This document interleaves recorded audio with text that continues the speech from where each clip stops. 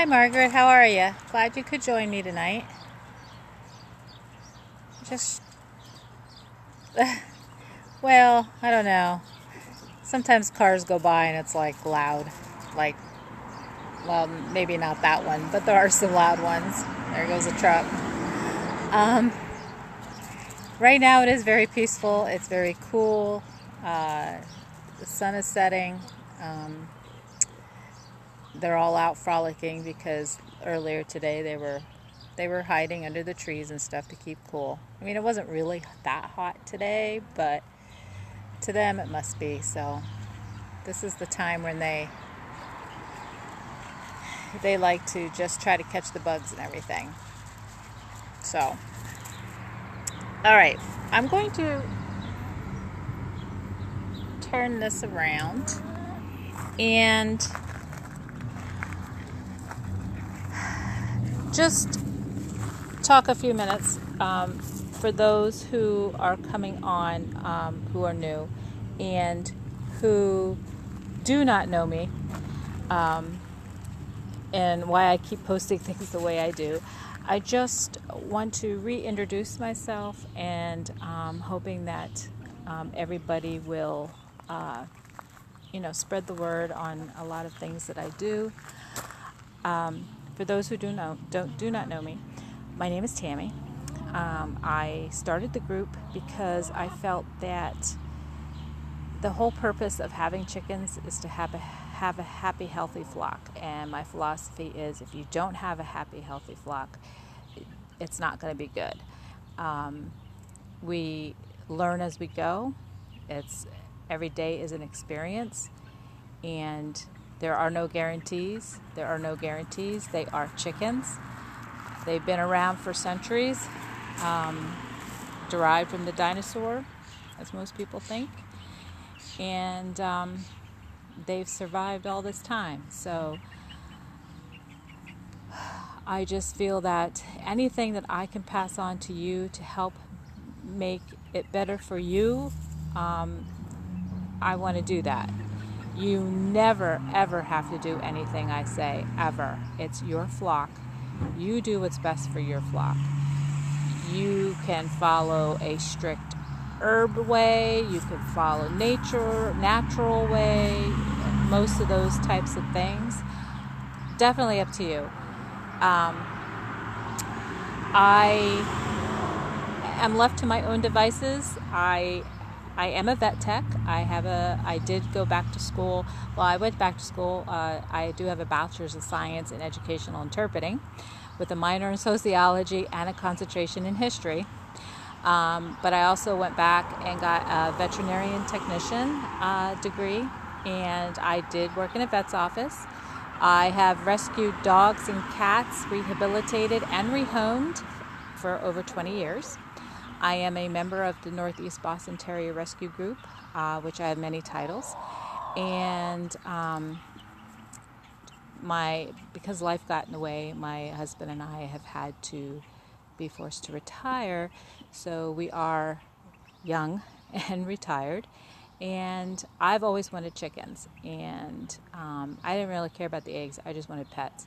So this is where we are today. So I just wanted to put that out there. And in my video the other day was very impromptu. It was just at the last minute. My daughter was here and she was willing to hold the camera when I did Bumblefoot. It was so hot out here, and I was just trying to really rush, and I shouldn't have. So I do want to apologize if I made anybody like scream and, kind of. It wasn't my intention. There are several ways to treat Bumblefoot, and that's what we're going to talk about tonight. And then I have a surprise. I'm going to show everybody what my husband did today. But yes, Tiffany, I'll answer your question quick. Any tips to keep them cool or treats? Yes. When we cut watermelon, I make sure some watermelon are on the rind, and I freeze the rinds on the watermelon. Same with cantaloupe, and I throw that out to them. You can take muffin tins and fill with fruit.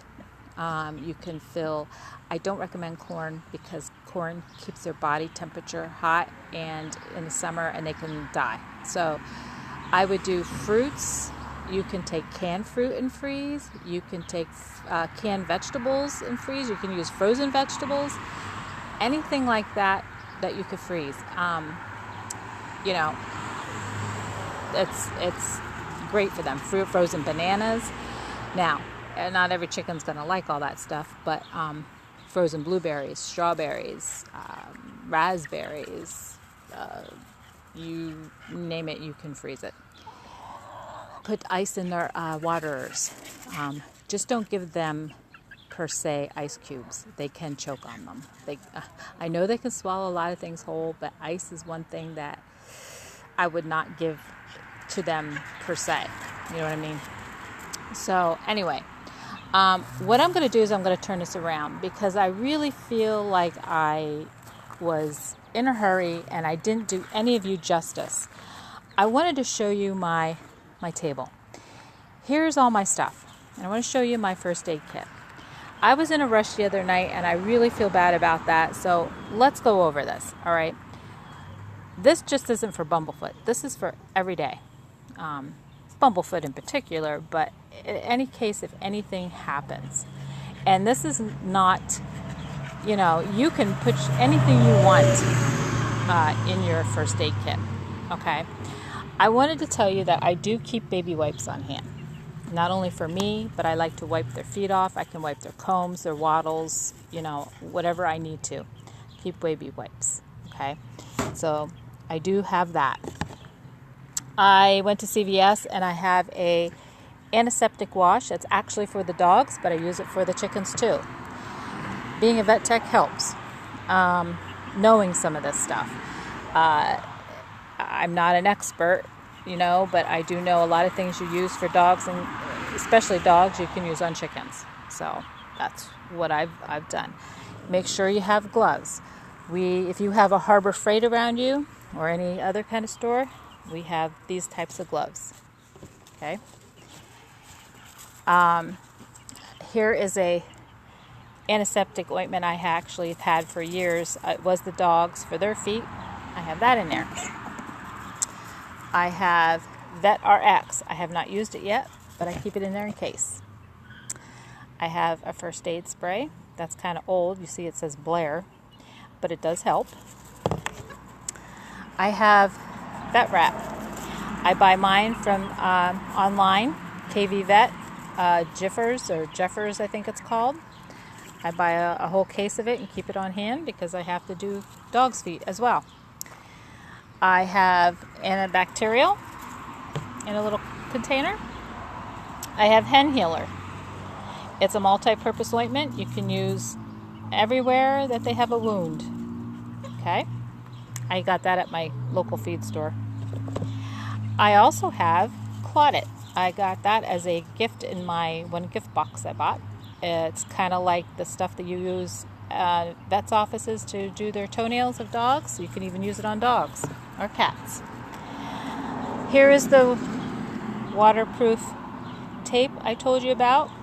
You can get that at any drugstore. So I got mine at CVS. It runs about $7, $6 something a thing. Okay. I have triple antibiotic ointment. Now, a lot of people say they've never used that on their chickens, but if I'm going to wrap it, I'm going to use it. I also have some extra Vaseline. I have chapstick. I use it in the winter on their feet, on their toes. It helps keep frostbite out. Okay. I have a natural remedy called Mama Bee's Boo Boo Cream. Works great on their combs and their waddles and their feet and their toes. I do have lots of non-stick pads. Lots of them. Use them not only on the dogs, but I use them on the chickens. Some wrap if I need it. in an emergency, because you never know. But the only thing I hate about that is it sticks to my fingernails. I do have an alcohol rub wipe, but I don't really recommend using that because it might burn them. I do have toenail clippers. I do have scalpels. Oops, turn it around. I do not use these unless I have to. I do not. I've only had to use them twice, and I do not like to use it. I don't. I think it's awful for them. It's awful for me, and I choose not to, but I have them just in case. You never know. And of course I have lots of scissors, different types. Tweezers. I use the tweezers to take the bumble out, and we're going to discuss that in a minute. I have Prid. Now, Prid is a salve. It's a draw salve. It's very strong draw salve. You can use it on dogs. You can use it on cats, rabbits. You can use it on your chickens. It's a very good salve. You can get it on Amazon, CVS, Rite Aid. And there's tweezers. Orajel. I have found that Orajel works wonderfully for numbing the foot, the pad of the foot of the chicken. I'm telling you, I think it is a wonderful product. I would never use it on my children's teeth when they were little. My dentist said that would be detrimental for them. I used whiskey, but you can't use whiskey on the bottom of a chicken's foot. So I do use Orajel, and it does numb. I do not think it hurts them as much as everybody thinks it does when I use the method like I did the other night of showing you how to get the bumble out. Some more tweezers. And when I put the Orajel on, I actually let it on just a little bit longer than I did the other night. And once I know that it's numb, then I can go ahead and pull the scab out and with the bumble. Now, sometimes it all comes out, sometimes it does not. Sometimes it will squeeze right out of there. During the winter, if the girls have it, I take them in the basement. We soak their feet because their feet is very cold, and I soak their feet until that gets really soft, and then I take the Orajel on it, and then I take the tweezers, and then I take it out, wrap, and we keep them inside. It's hard for us to do that in the summertime, so I do it the way I did it the other night in the video, but I do it slowly and with more concentration than I did on poor April. And I do keep paper towels, and I do keep Nutri-Drench on hand. Sometimes the girls, when they have bumble, if they don't look right, I will give them a dropper full of that until their bumble's gone. Now, I also keep tea tree oil. I have read that if a bumble scab is really tiny, like a little teeny dot, you can rub a little tea tree oil on, a little, okay, every day until it's gone. I've done that. It seems to work. The problem is the bumbles were getting a little bit bigger and bigger, and I didn't want to use too much tea tree oil because I've also read that it can it's not the greatest for a chicken to ingest. So I keep that sparingly. I also have what's called Poultry Moonlight Mile Herb Farm Bumblefoot Remedy. Now, it is quite expensive. It is online. She even has her own herb group. You may join that if you'd like. I made the mistake by saying it's when they have a bad bumble, but actually this is for when it starts or when you think it's going to start. You put a dropper a little bit on the bottom of their pad where that little bit of scab is starting, and then you give them a dropper full in their mouth, and you do that for a week or so until the bumble is gone. That is the least invasive. That is the best way to use it. We have done it and it does work, but it takes a long time. So I decided that because I have so many chickens and the weather has been awful for the last year, I've had to deal with bumblefoot, some of them on both feet, for the last 6 months. So I've had to find a way that was easy, quick, not hurting them. I can get the bumble out, and the bumble's cleared up within a couple of days. And what I did the other day in the video is how I do it. If the bumble is really, really, really bad and it's huge, I will take them in and soak their foot. I've had a girl that's been like that, and after doing that for a few days, it shrunk, and I was able to keep her out here and wrap her, and she's fine. I also have Q-tips in case, some gauze pads. So that is my first aid kit, and that's what I carry out when we decide to do chicken check. Now I want to show you what we put in the water because people ask.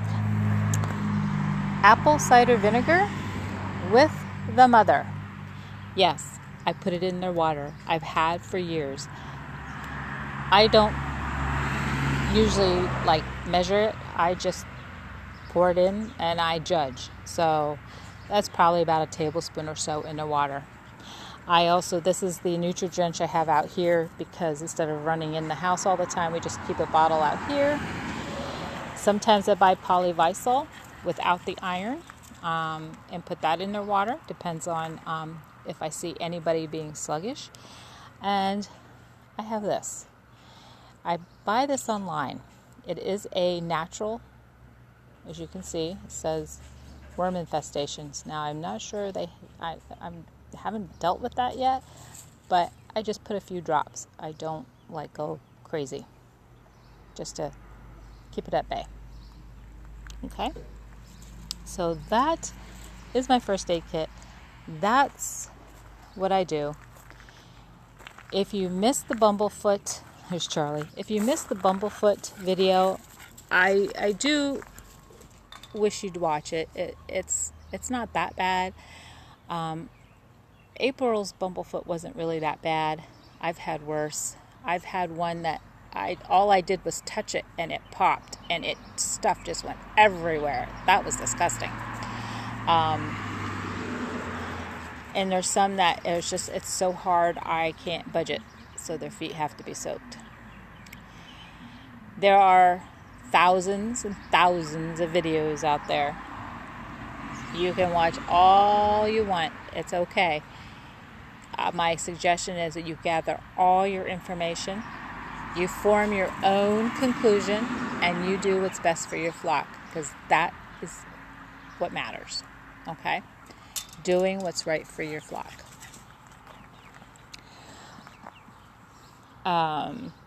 Okay, do we have any questions? Tiffany, did I answer your question about treats and how to keep them cool? You can also, if you want, I only at those last resorts, because we have lots of vitamins. I do have Pedialyte to put in their water if I have to. I put Pedialyte in the dog's water during the summer. It keeps their electrolytes up and keeps them a little healthier. My suggestion is that if you're worried about a bumblefoot, if you're worried about your flock's overall health, is you need to take, hi Jan, you need to take a moment or two and take two people, sorry, loud vehicle, and block your flock off if you can. And one at a time, go over them from head to toe. That means check their eyes. Make sure their eyes are clear. Check their their comb. Make sure there is no foul pox or odd things growing from them. Make sure their wattles are good. Go over their feathers, check their skin, check their bums, check their feet, check their toes, check their toenails. Check them all over. It's good to do it at least once a week, if not more. And once you get to know your flock like the back of your hand, as soon as you come out, you're immediately going to know when something's not right. And when that something isn't right, you need to move forward and find out what's going on.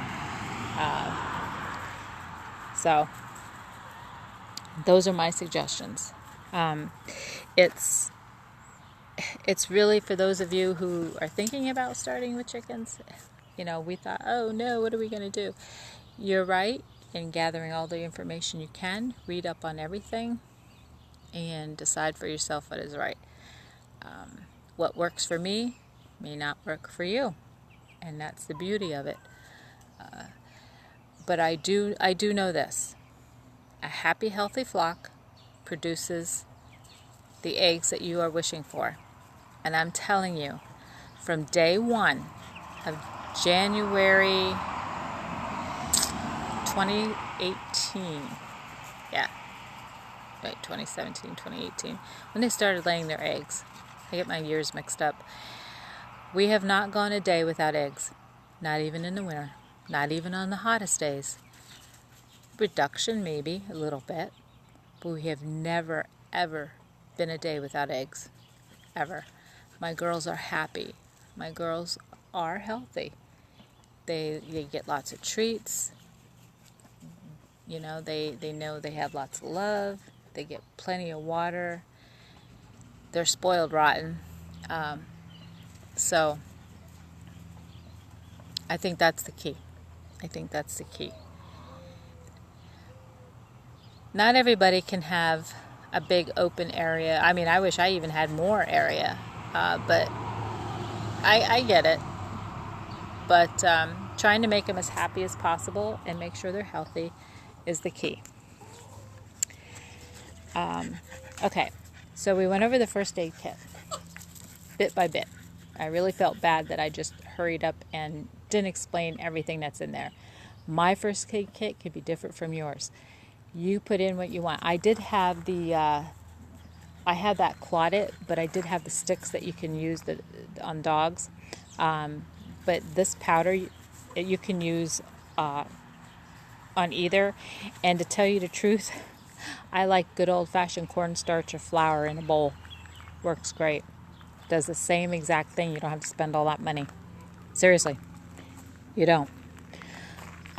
When my dog ripped his toenail off one day, being a vet tech, I don't even know what happened. I panicked. I called the vet's office, and they're like, "Are you serious? Why don't you just go get your flour or cornstarch?" Yeah, duh.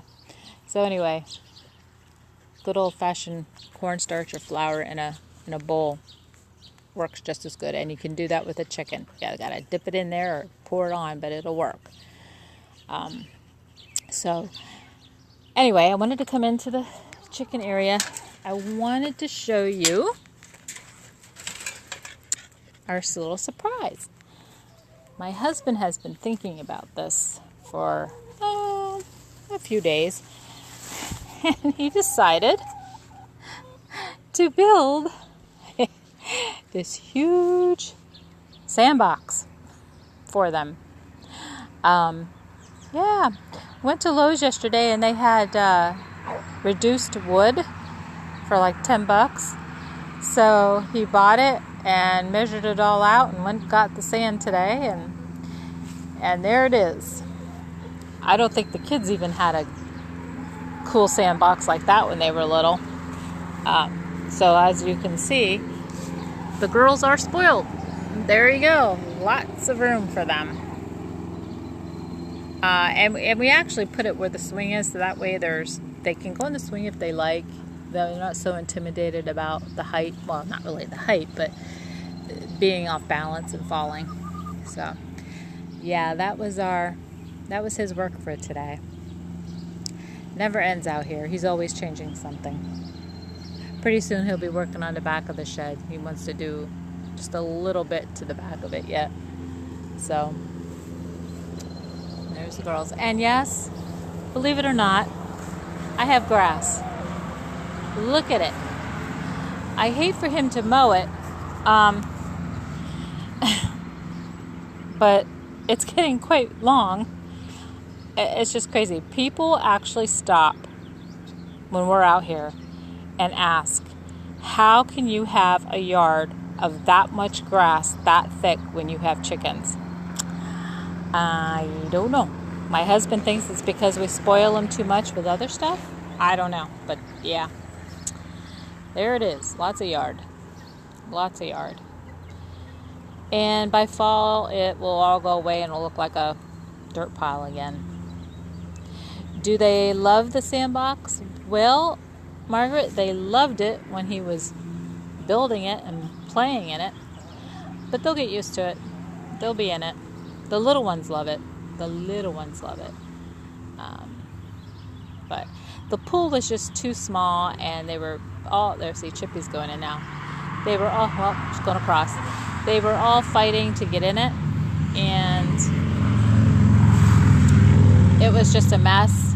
So that's what he decided to do, which is pretty cool. It is pretty cool.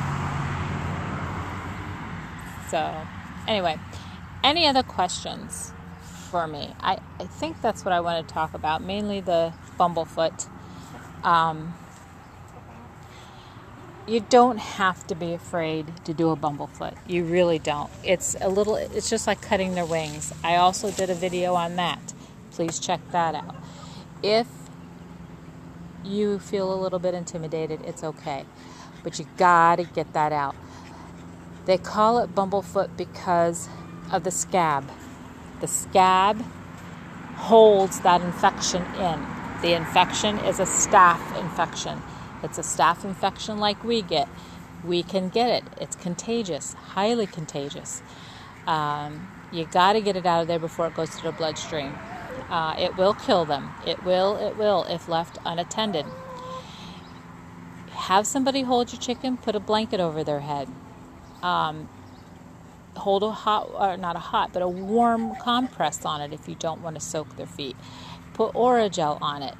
Gently try to lift that scab out with either your tweezers or try to squeeze it out. You can use herbal remedies, but remember, it's going to take a while before that actually takes effect. If you want to get that infection out ASAP, you need to do chicken surgery. That's just the way it is. You just need to do it.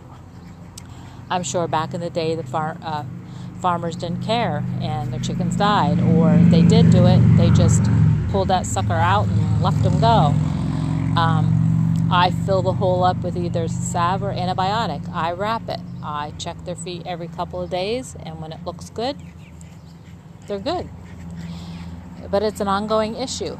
They get it because they cut their bottom of their feet, and with all the scratching and crud that they go through, the infection begins. Then the scab forms. Then the foot fills up with the pus. And when it's a hard, ugly looking foot, that's your bumblefoot. The bumble is the stuff inside under the scab. And it's all staph.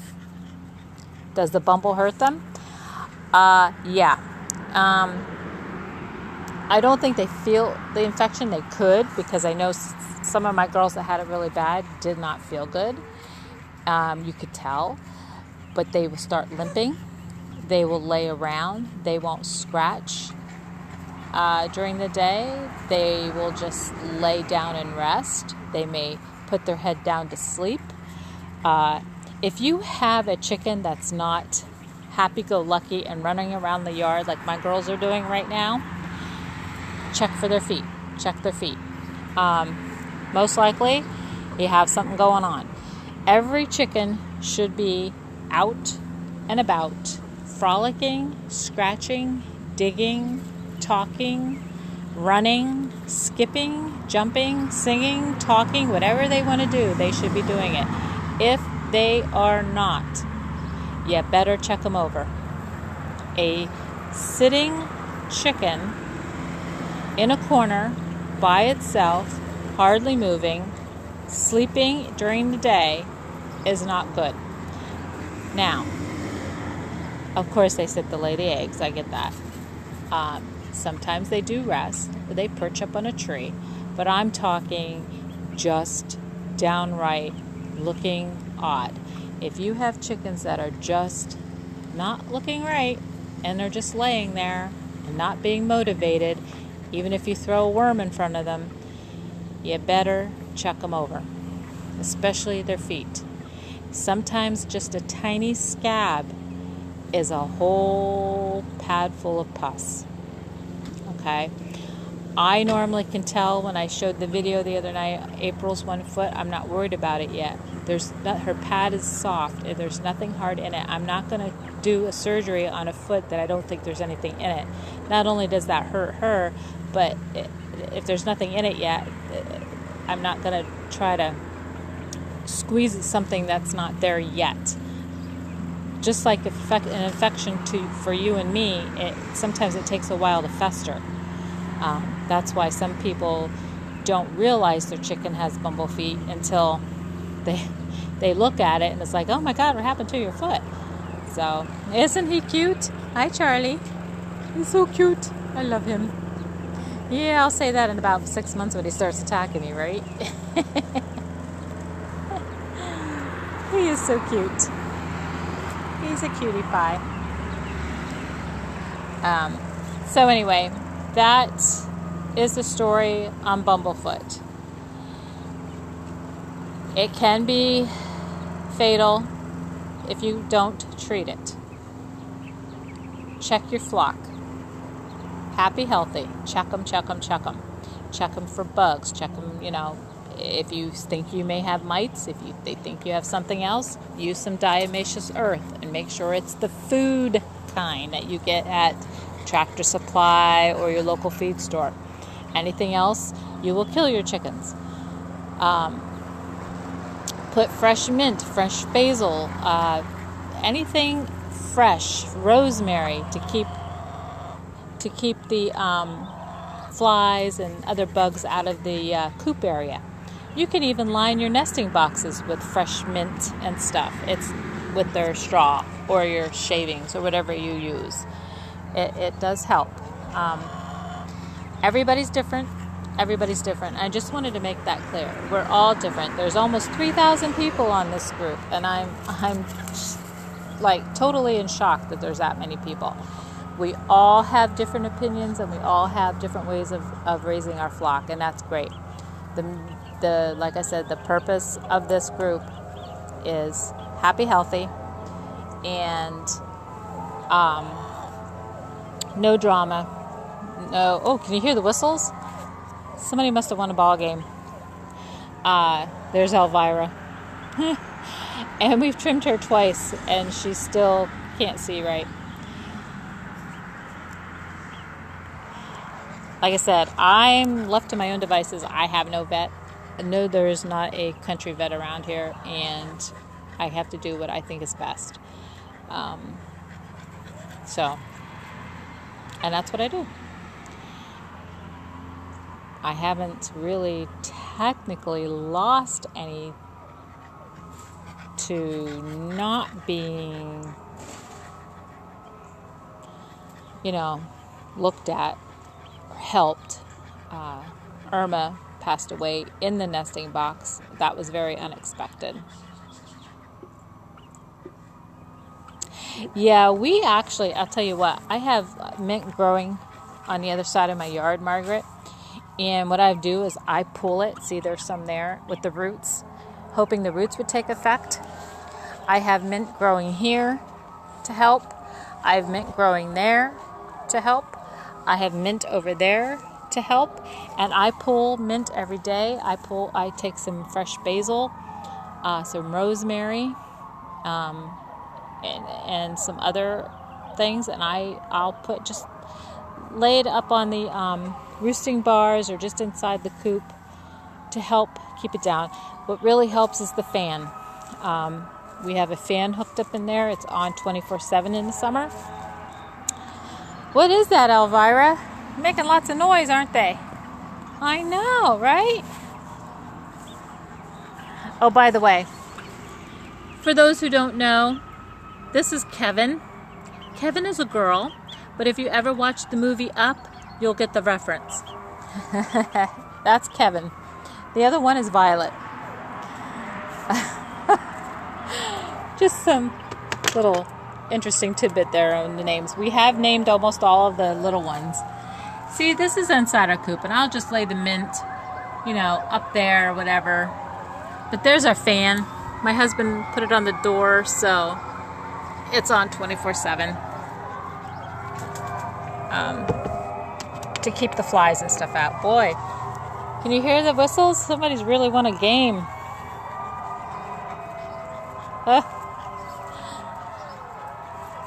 Yeah, you can hear them screaming.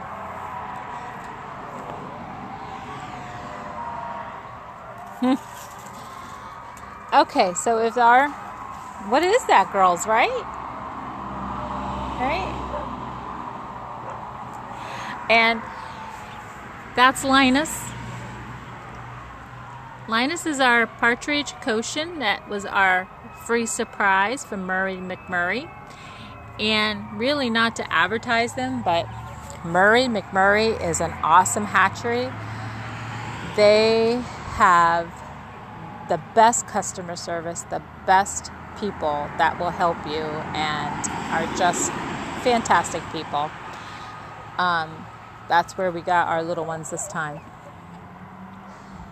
And so we named one Kevin, one Dorking. That's a Dorking. They have 5 toes. The other one, his name is Violet. Our salmon Frevola. There's that. It's Marshmallow. Hi, Marshmallow. And the other one, his name is Sammy. She's in there. And of course, you all know Elvira and Charlie.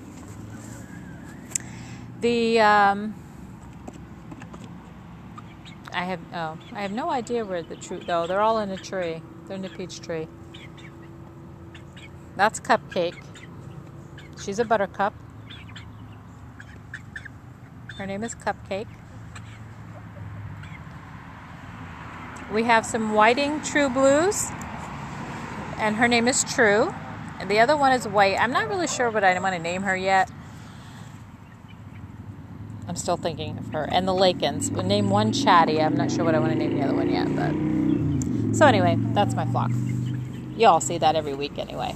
But those who are new and are joining in, hi Charlie.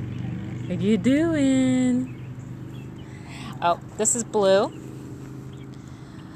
Blue is our Onda Lawson. That's the color she's going to be. So we named her Blue. The other Onda Lawson we have is pure white with a hint of blue. I think I'm naming her Opal. And our Americana, wherever she's at, her name is Pearl. She'll lay blue eggs. Okay, so I'm not going to keep you any longer. Yeah, they are loud. Weren't they loud? Somebody must have won a ball game. That's our whole hoopla in this town. Not much else going on. I live in a borough with about 600 people. That's our population. But the borough I live in is actually in a bigger borough that has about 10,000 people. That's a mile up the road. We're all under the same town name, but in a different borough, in the same county. So, yeah. I live in an area which is actually farmland, and that is a major state road right there.